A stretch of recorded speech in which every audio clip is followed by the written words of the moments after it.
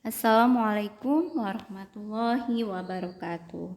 Salam sehat, salam semangat. Semoga hari ini anak-anak dalam keadaan sehat walafiat dan masih tetap semangat belajarnya. Amin, amin, ya robbal alamin.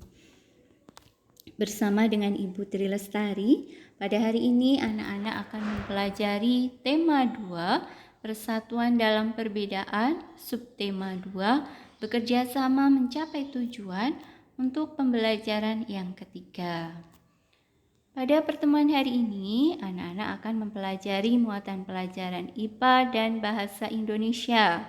Untuk muatan pelajaran IPA, anak-anak diharapkan dapat menjelaskan cara hewan menyesuaikan diri dengan lingkungannya.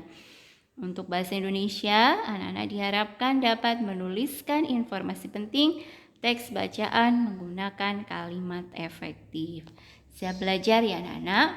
Mari kita mulai untuk muatan pelajaran IPA tentang cara hewan menyesuaikan diri dengan lingkungannya atau cara hewan beradaptasi. Adaptasi hewan dikelompokkan menjadi 3. Yang pertama adalah adaptasi morfologi. Yang kedua, adaptasi fisiologi. Dan yang ketiga adalah adaptasi tingkah laku. Mari kita belajar bersama. Adaptasi morfologi merupakan cara hewan menyesuaikan diri dengan lingkungan dengan cara merubah atau menyesuaikan bentuk tubuhnya sesuai keadaan dan kondisi hidupnya. Contohnya yaitu pada hewan bebek memiliki jari kaki berselaput supaya bebek bisa dengan mudah berjalan di lumpur ketika bebek tersebut mencari makan. Contoh berikutnya adalah pada burung elang. Burung elang memiliki paruh tajam sehingga memudahkan burung elang dalam memakan mangsanya. Berikutnya adalah adaptasi fisiologi. Adaptasi fisiologi merupakan cara hewan menyesuaikan diri dengan lingkungan dengan cara penyesuaian alat-alat bagian tubuhnya atau organ tubuhnya. Jadi fungsi bagian dalam tubuhnya dengan tujuan untuk bertahan hidup. Contohnya yaitu pada hewan unta.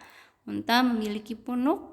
Punuknya ini berfungsi sebagai tempat menyimpan cadangan makanan supaya unta bisa tetap bertahan hidup di daerah gurun pasir yang panas. Contoh selanjutnya adalah cumi-cumi. Cumi-cumi memiliki cairan seperti tinta, ini berfungsi untuk mengelabui mangsanya. Kita lanjutkan untuk adaptasi tingkah laku.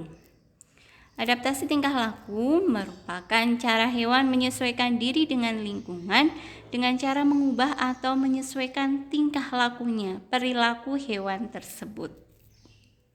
Contohnya yaitu pada hewan cicak, cicak akan memutuskan ekornya jika dia merasa dalam bahaya atau akan ditangkap oleh musuhnya. Kemudian contoh yang lainnya yaitu beruang. Beruang melakukan hibernasi pada musim dingin. Dia akan mengurangi aktivitasnya supaya dia bisa tetap bertahan hidup di musim dingin. Paham ya anak-anak? Kita lanjutkan bahwa setiap hewan memiliki cara berbeda-beda untuk menyesuaikan diri dengan lingkungannya. Ada yang untuk mencari makan, ada yang untuk melindungi diri dari musuh, dan bisa juga untuk penyesuaian terhadap kondisi ekstrim, misalnya di daerah gurun pasir atau di daerah kutub, yaitu untuk supaya hewan tersebut bisa bertahan di musim dingin. Kita lanjutkan beberapa adaptasi hewan untuk melindungi diri dari musuh atau dari predator.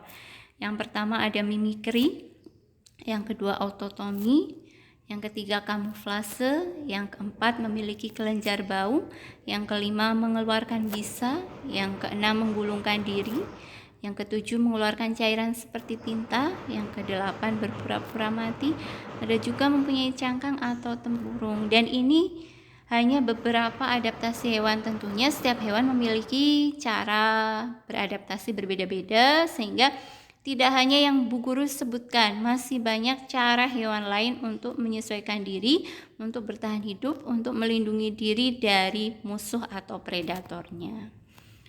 Guru akan membahas tentang mimikri.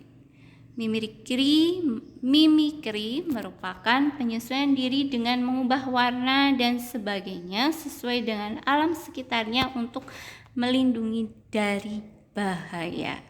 Contoh hewan yang melakukan mimikri adalah bunglon. Kemudian ada autotomi.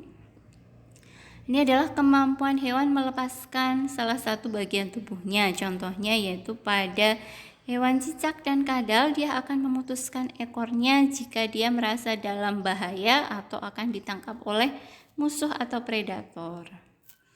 Kemudian ada kamuflase. Kamuflase merupakan kemampuan mengubah bentuk, rupa, sikap, warna, dan sebagainya menjadi lain agar tidak dikenali oleh musuhnya.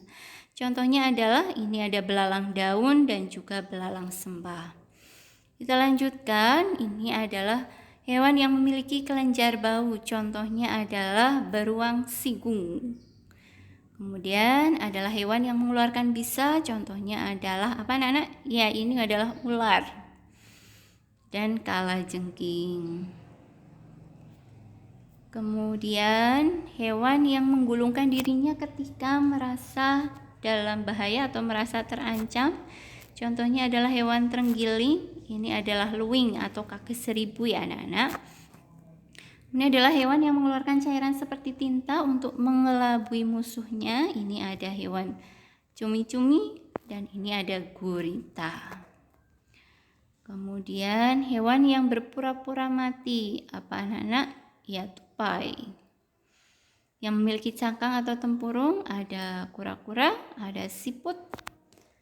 Mereka semua memiliki ciri khusus masing-masing untuk bisa menyesuaikan diri dengan lingkungannya, untuk bisa bertahan hidup dan melindungi diri dari musuh atau bahaya.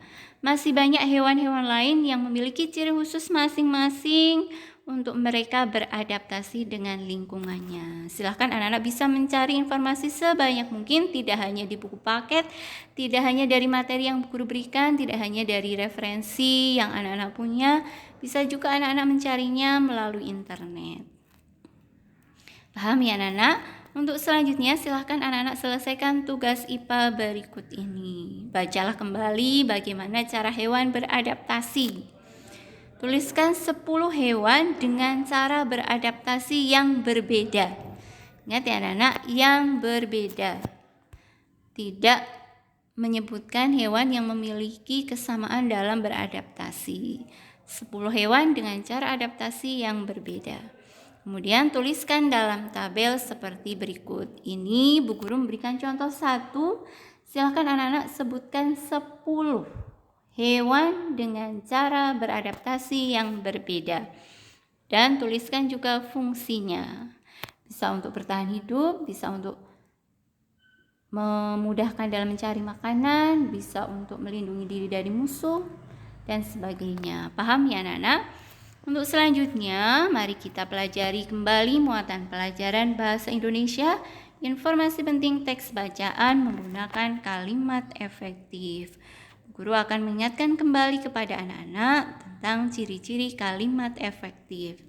Yang pertama, memiliki unsur pokok kalimat. Yang kedua, taat pada aturan ejaan yang berlaku. Yang ketiga, hemat menggunakan kata, salah satunya dengan cara menghindari penggunaan kata yang tidak perlu. 4. Menggunakan struktur bahasa yang tepat. 5. Menggunakan pilihan kata atau diksi yang tepat. Tentunya Bu Guru percaya anak-anak sudah memahami ciri-ciri kalimat efektif tersebut.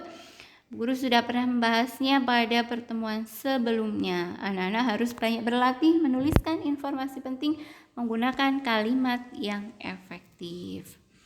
Untuk hari ini silakan anak-anak membaca teks bacaan yang berjudul Pertempuran Ambarawa.